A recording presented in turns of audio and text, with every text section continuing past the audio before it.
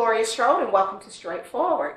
Today we are having a wonderful visit with Pastor Earnestine at Epworth United Methodist Church. Thank you, Pastor Ernie, for having us. Well, you are so welcome. Thank you for taking the time out to speak with me. Well, we had the pleasure of worshiping with you one Sunday, and I left so fulfilled. It was just purely focused on worship, serving the Lord. You taught His Word, and when it was all over, we just left everybody feeling good, and it was just a wonderful and positive environment. Because sometimes I think we get sidetracked with so many things of the world, and then we kind of lose focus of what we're supposed to be doing. But you are a trailblazer. I tell you, I was so impressed. One of your parishioners is one of my social media friends, and he just really, was giving you high praise, and I kept following every Sunday, and this is started even back, with COVID, and I said, oh, and then every week he would post what the subject was, what the sermon would be, and I was like, oh, that's a very good subject. And so he said, well, you should visit, and I said, I will. And then I didn't actually tell him which Sunday. I said, when he posted for that morning, and I said, see you later. And then we showed up. And it was really worth changing what we normally do, because we do worship, other places. And I was like, this was a smart and wise decision. And you were everything he said you was. Thank you. Thank you. So how did you get here? This is Epworth United Methodist Church. And how long has it been here? This church has been here since 1961. Really? And so as a congregation, I've been here since 2020. In the middle of COVID. In the middle of COVID, which was a rough time for everyone, not just the church, but just for families, friends, and other organizations and institutions. And so I want to say thank you so much for that high praise that you gave to this church from attending worship service. We are a word-based church, and so I'm glad that you felt that and you were revived when you left from here. I know I've seen you on social media as well, and commenting on the church and so forth, and I'm so grateful for your support in that way. And yes, our church member that you are friends with on social media, he does a wonderful job of keeping us, out there publicly, and the sermon title and references and so forth. And I really pray about those titles and hope that they will attract people to be interested in the Word of God. Well, you've had some powerful ones. Thank you. I mean, and very much needed. Yes. For things that we are dealing with outside of the church walls. Amen. And it's just really, and then even your outreach, that's phenomenal.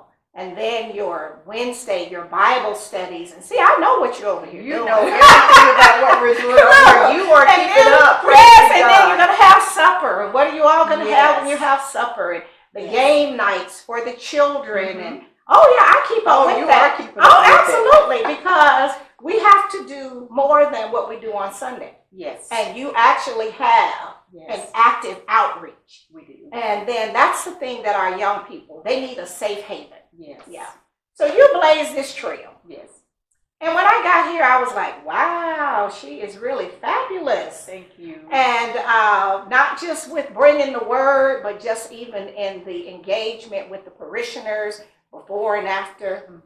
And then I realized as we were speaking that you're actually the first of this since what, 1961? 1961. So you're the first African American. I am. And came here in the middle of COVID. I did. So you really was asking the Lord what was up with that. I'm going, God, you have a sense of humor. I know for certain that you have a sense of humor. But I was appointed here. I worked for the conference, and so I was a part of the Bishop Extended Cabinet as one of the associate directors. And so my portfolio was multiculturalism, just all of the things that go with that, women, children, indigenous people, of course, African American people, and so forth. And so that was kind of my wheelhouse there for 4 years. Before then, I was an associate pastor at the local church.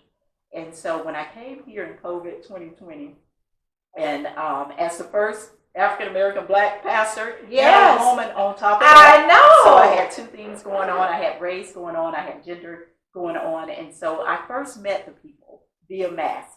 So they did a reception for me and my family and outside, and so it was a drive by. And so we teased that now we got to get to know everybody without a mask on once we came back into in-person worship. Right. So the people were very warm, very open and receptive to my family and to me as the pastor. And so it has continued. I know some haven't returned after COVID like so many other churches. Right. And so some are just doing it virtual. Some, and we do have the online worship. Mm-hmm. So we have it virtually. They tune in. They're supportive. So it has been a blazing of the trail that could have been more difficult for me. And I thank God, because God is always in the plan. Yes. That it has turned out to be fruitful. And so the way I look at fruitfulness, those things that you called out, the ministries that are being done here, the people, it may not be a packed house every Sunday. Or, I don't think a lot of the churches are a packed house anymore since COVID. Since COVID. And so what I do, I always try to keep a positive attitude. I don't look at it, well, maybe it's not packed because you know, they now have a black pastor and a black woman pastor. Well, you're excellent. Well, thank you. No, and you're a wonderful teacher. You know, and it's word-based. Yes. And then it's not laced with a lot of the other things that could be a distraction. And a lot of folks that's coming into the house of worship for the first time, it needs to be clear. Clarity is very important. It is. They don't need to leave confused That's and have a feeling that they never want to return. That's right. So, I mean, you were, you know, just on it, straightforward, clean, simple, everything, the hymns of praise and before and after, you know, the word. Just really important for those of us that were raised in the church, because you were raised. I was raised Baptist and AME. Right. And so once I got to make my own decision at the age of 12, I went AME. My parents are originally from, and they're deceased now, Hatchachubby, Alabama. Well, that's where my mother is buried. Oh, really? At St. Luke, AME, in Yes. Hatchachubby. My great-grandfather was the pastor there. Oh my! See, it's a small world. Small world, yes. And that's where my parents are buried at. My mother at Howard Chapel, and my daddy at Mount Olive. My grandmother is buried. One of my relatives, my grandmother's mother, is buried at Howard Chapel. And my cousin Eddie Jr. used to play the piano there. Oh my goodness! And he works for the city. Oh, really? So it's a small world. It is. And but you were always raised in the church. I was always raised in the church. And then I again went AME once I was old enough to make my own decision. And later on, in my late 20s, I joined UMC. So, which is United Methodist Church. Okay. That's correct. So what we're going to do before we go deeper, because we might be relatives, we're going to take a break right now and go to our sponsors. All right, so we'll be right back after word from some of our sponsors. Straightforward is brought to you by State Senator Ed Harbison, serving the citizens of Georgia's 15th Senatorial District and on the front lines for veterans every day. Progressive Funeral Home, family owned and operated since 1952. The George Ford legacy of high standards continues today in the compassionate and professional services provided. A touch of dignity for those who care. Progressive Funeral Home, 4235 St. Mary's Road, trusted by generations. Whole Patient Healthcare. Dr. Jada Rimes-Bacote is board certified in family medicine. She believes the best patient care includes practical, individualized lifestyle changes. Located at 1338 13th Avenue, Columbus, 706-641-2080, or visit wholepatienthealthcare.com. And welcome back to Straightforward. I am continuing this wonderful visit with Pastor Earnestine, lovingly known as Pastor Ernie. And my goodness, you might just be my cousin. I know. I know your dad is a Williams from Hatchachubby, Hatchachubby. and my mother is a Williams from Hatchachubby. So we won't go into that right now. We'll have to follow up on that. And we have cousins in common, the Robinsons. And so we're going to have to talk about that later. Yes. So how did you become a full-time minister? I know you've had the corporate life experience. I know you served on the leadership team with the United Methodist Church. How did all of this, because remember now we was AME and Baptist. Yes. And then we went to the United Methodist, which is traditionally a mixed race. Predominantly white congregation. In the past, but now it's mixed race that you're pastoring. I know. And so, how did all of this happen? Because I know that wasn't your plan. It was not my plan. God has a way of putting his plan in your life and interrupting your life and intervening in your life and doing something. Just when you thought you had one, he laughed, right? He laughed. Right.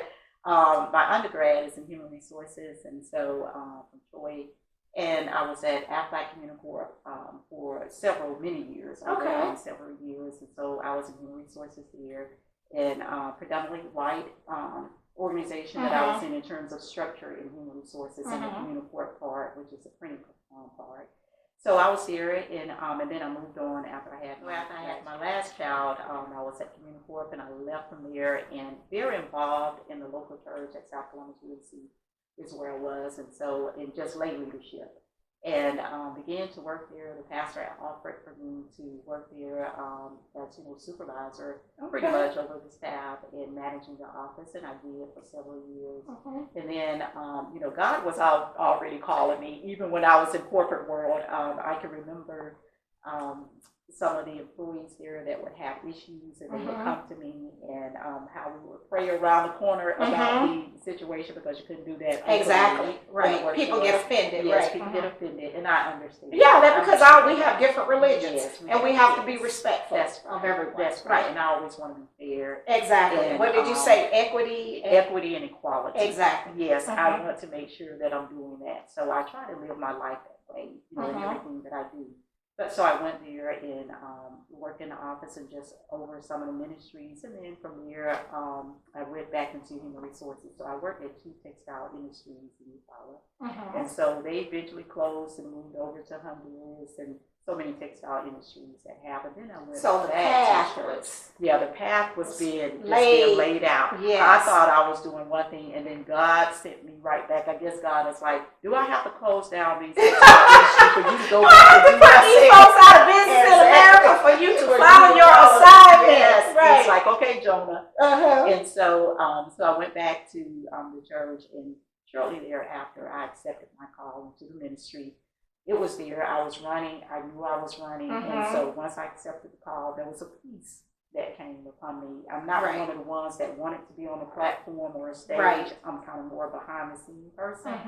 And I've seen the life up close and personal. And so it was, people don't know the story behind the glory. It's not as glamorous as it appears, because you were on the bishop's leadership team. Later on. Right. Yeah, so later on, after accepting my call back in 2013, and so I went on to go to seminary shortly thereafter and got my Master of Divinity from ITC, International Denominational Theological Center under the GAMIN umbrella, which is United Methodist.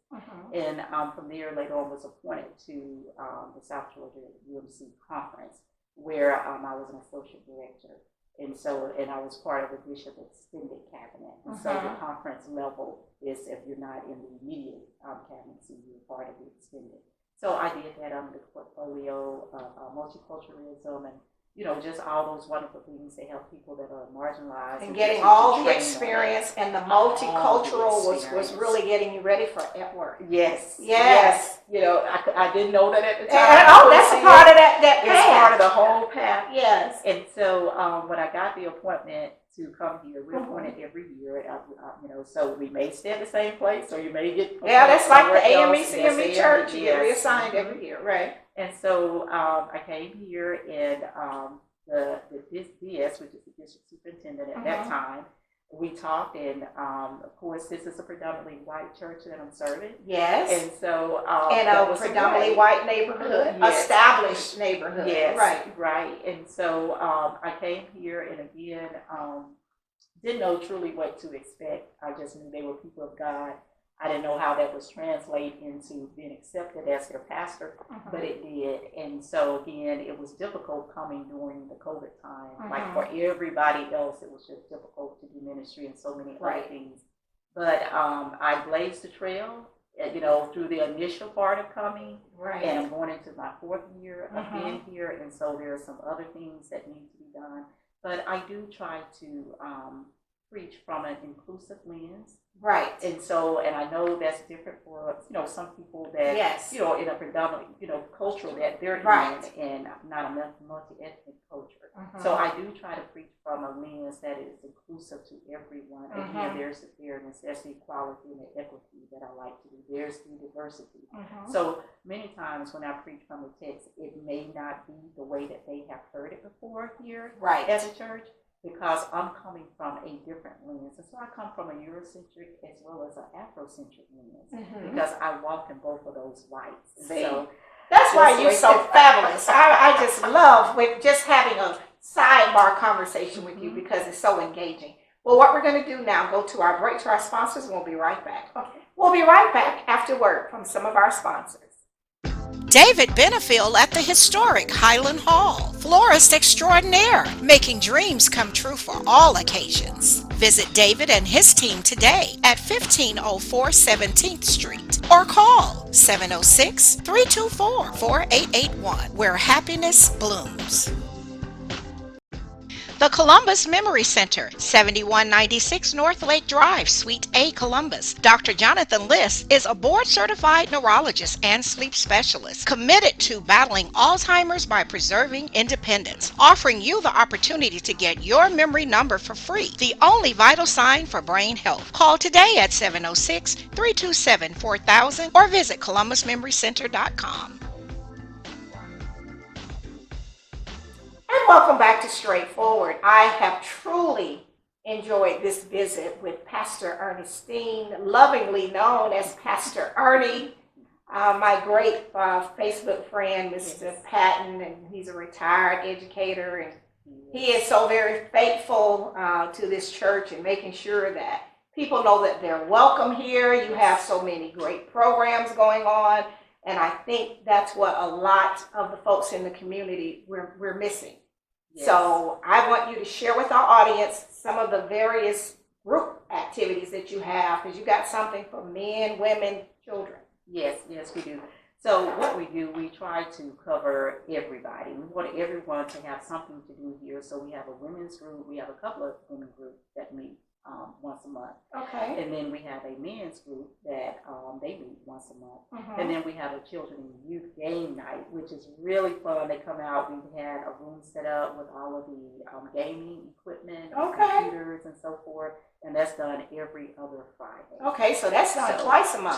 So that gives them something positive to do. It takes them off the street. Yes. This is a safe place. It is a safe place. And that's important. It is very important. So with the children, we have a training called Safe Sanctuary, which means that we have, the right amount of adults to be here with the children, to watch over them. So, and of course, we keep the church secure so that once you're in here, you're also physically safe as best as you can as well. Yes. And then we have a Wednesday noonday Bible study right now. We used to have it in the evening, and then we transitioned over to noonday.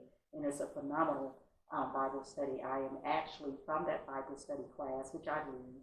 I am actually writing a Bible study lesson. Are you? Yes, on Abraham and Sarah. So hopefully I will have that published in the next 2 months. Really? So you're going to be a published author among your many, many talents.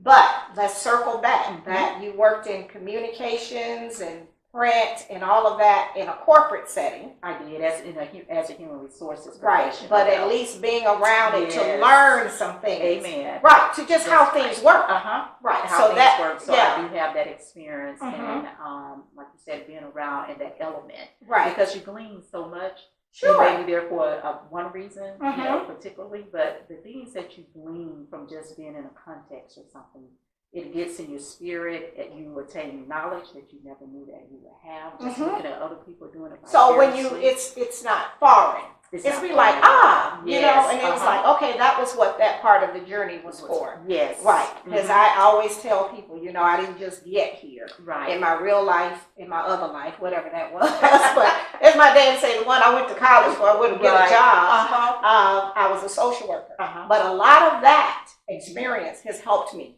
with Yes. with this journey that I'm on. Mm-hmm. And so when I meet people and they share information, a lot of it is not foreign to me. That's is correct. what I'm saying. That's correct. So as with yourself. Mm-hmm. So a lot of those detours that you took when you were running from this calling. Yes. I had my tennis shoes on. Yeah, he was running. But anyway, he ran you down. He ran me You down. could not outrun him. Yes. But not only yourself, your husband, we had the pleasure of meeting him. Yes. And he was very, very, very friendly and just really funny. Just really funny. He is. Everyone always thinks he's funny, so I guess he has more of the comedian side. Well, but you know what? That's a good thing. Yeah. But it's clear that he's here to support you, and then you have children.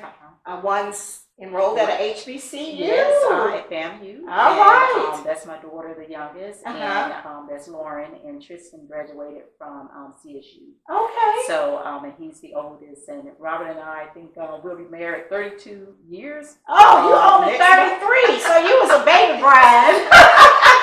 Bless you. I'll have to tell him that when I see him the next time. Yes. So it'll be 32. Our oldest is 27, and the youngest is 20. Okay. So, oh my goodness. Yeah, and so they are part of this ministry. Yes, they're part of this ministry. My son is a media tech person, and Robert is a trustee. So they are involved. My extended family, my sibling, and some of her. The children, grandchildren, they're here as well. Okay. I have some other people that are friends, and I've met along the journey that are here as well. And it's a wonderful, diverse congregation. It is. It's a wonderful, diverse congregation. This is one thing that I love that has grown into multi-ethnic, generationally. So when you were doing that on the bishop's staff, yes, it was actually preparing you for all of this. For all of this. Because you got the age, the different ages, the ethnicities, yes. And I observed that when we were worshiping. And I thought, economic status. Right. All of those things, and I'm quite sure even political views maybe. Oh, I'm sure of that. Y'all can't go anywhere with because we have some, more conservative people, we have right? Conservative, and so we have people that are more contemporary, and so we have a blended service that we do, and so it's diverse. We have a contemporary singer. I don't think she was here. Right, Mandy, and yes, I've met her before. Out in the community. A beautiful voice, as well as the music team that was here. Here, wonderful people of God, and so I love being here. It is a calling. I feel like all of my prior experiences, they have brought me here. It was leading to this assignment, this appointment, this moment, and so I'm very aware of the diversity, and I lean into that. Yes. So I'm not one to run away from it or try to hide from it. I think that this is what church should look like. It should. I think this is what heaven right, and it shouldn't be segregated on Sunday morning. Exactly. Well, and I think it's a beautiful combination. Yes. So share with our audience where you're located, how they can find out more information about you and all of this great work you're doing. Yes, we are located at 2400 Devonshire Drive, Columbus, Georgia 31904. You can find us on the Facebook at Epworth UMC, Columbus, also on YouTube. And if you would like to email the church, you can email the church at church@epworthumc.com. And so our doors are always open, and so it's a wonderful place to be and a wonderful place to serve. And the people of God are just beautiful here. And you all do a fantastic job. I felt so very welcome, my husband and I, and we certainly will be visiting again. It was just a wonderful experience, and I thank you so much for taking the time to share with us today. You're welcome. You're welcome. And I want to say thank you to Justin Patton for making us connection here with us. So to God be the glory. Yes, and he is amazing. So thank you so much. You're welcome. All right. This has been straightforward. If you don't stand for something, you will fall for anything. Until next time, be blessed. What up, world? What's up, Columbus? Be sure to tune in every Sunday, Straightforward with Gloria Strode, right here on NBC 38. Hefner. And so this is about so many miles east from Nazareth. It's in Galilee. And so he is supposed to be going to the northeast area to get to Assyria, but he goes to the furthest furthest place he can, to the northwest, to get away from God. He went to Tarshish. Don't we run from God?